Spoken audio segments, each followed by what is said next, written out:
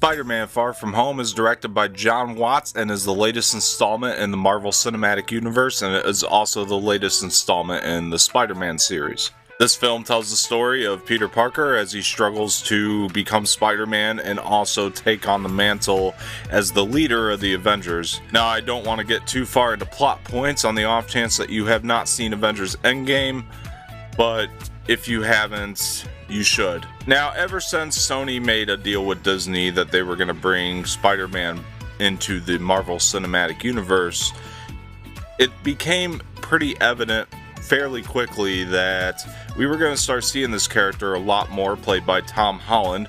The first appearance, of course, was in Captain America: Civil War. Don't tell Aunt May. All right, Spider-Man. While Captain America: Civil War was a great film, I wasn't really sold on Tom Holland as Peter Parker in that film in particular, considering it was the first appearance. But they seem to organically involve this iteration of the character in the film Spider-Man: Homecoming. Come on, Spider-Man. Come on, Spider-Man. Come on, Spider-Man. Oh, come on, Spider-Man! And ever since then, I knew that this was the best on-screen Peter Parker that we've ever had. The films have never been as good as Sam Raimi's Spider-Man 2, but Tom Holland is still the closest thing we've had to the comic book version of Peter Parker. And he did further prove this in Avengers: Infinity War. I don't want to go. I don't want to go, sir. Please. Please, I don't want to go. I don't want to go. And he was barely in Avengers Endgame. Now again, as I said before, you do have to see Avengers Endgame before seeing this film, and you could fault the film for that. You could make a pretty good case as to why that's a flaw, but I'm not going to. I accepted it because this is the Marvel Cinematic Universe. This is what I've grown to expect from the Marvel Cinematic Universe. Why wouldn't I? Everything's always been connected, and they're just going to continue to do that further and further, so that aspect doesn't bother me about this film. Tom Holland really does continue to do well as Spider-Man, but we are still kind of watching Spider-Boy evolve into Spider-Man in this film. Something that's been really missing from me in these iterations of the Spider-Man character is the friendly neighborhood Spider-Man. You get a little bit of it in the beginning of Homecoming, but it still kind of feels like the friendly neighborhood Spider-Boy, and nothing close to what we've gotten in, say, Amazing Fantasy issue number 15. And for those of you who don't know, Amazing Fantasy number 15 is Spider-Man's first appearance. I think that that's something that Sam Raimi was able to capture in his trilogy.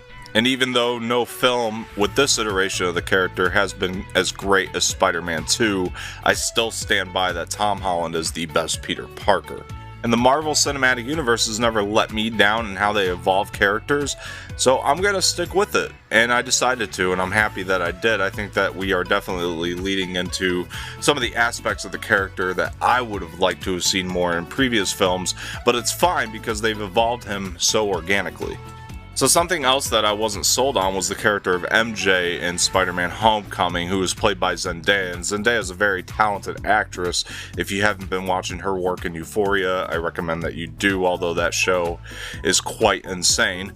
She is so good in this film, and she really organically evolves her character through her performance, and I like what they did with it, and the chemistry between Zendaya and Tom Holland is amazing, and it might be my favorite love interest that Spider-Man has ever had now.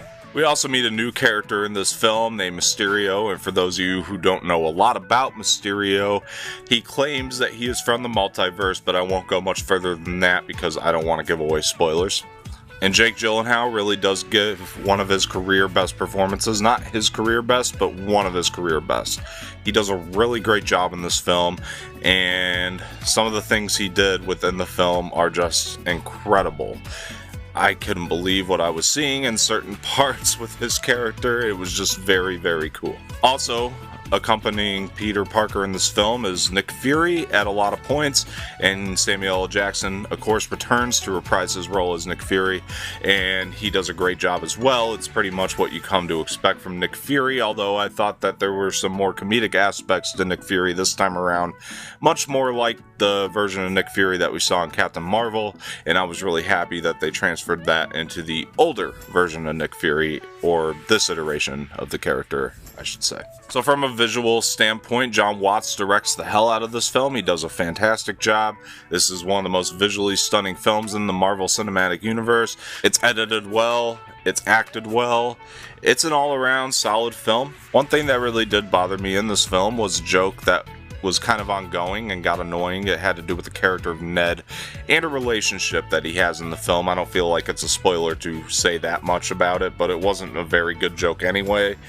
I feel like it just fell flat every time that they went for it. This is honestly one of the best Spider-Man films. It's action-packed, it has a great story. What they do with the villain is really cool. I won't go too far into the villain aspect of it, because it is a twist and it's fantastic, and the way that they do it is great. It really surprised me. And also be sure to stay till after the credits, as you should with every MCU film, because these post-credit scenes are probably the best the MCU has ever had.